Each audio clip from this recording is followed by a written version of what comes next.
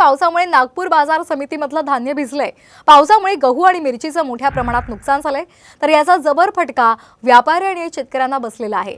नागपूरमध्ये सध्या अवकाळी पावसानं थैमान घातलेलं आहे। या संदर्भात अधिक माहिती घेऊयात आमचे प्रतिनिधी पराग ढोबळे यांच्याकडून। पराग, काय अधिकचे अपडेट्स मिळतायत? नक्कीच काल नागपुरात आणि विदर्भात जो आहे मोठ्या प्रमाणात अवकाळी पाऊस झाला होता आणि भर दिवसा अंधार पडला होता। आता मी दृश्यांमध्ये दाखवतो, मी सध्या नागपुरातील कळमना बाजारपेठमध्ये कृषी उत्पन्न बाजार समितीचा हा सगळा परिसर आहे आणि मोठ्या प्रमाणात जे आहे शेतकऱ्यांची जी मिरची आहे ते या ठिकाणी आपण पाहू शकतो।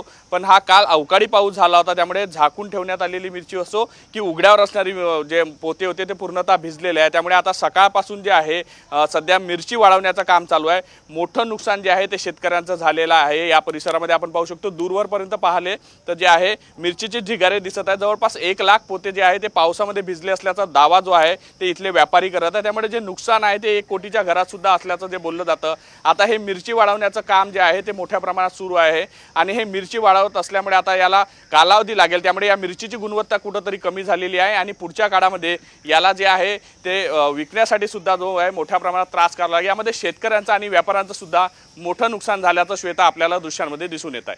अगदी निश्चित धन्यवाद पराग, आपण दिलेल्या या माहितीसाठी।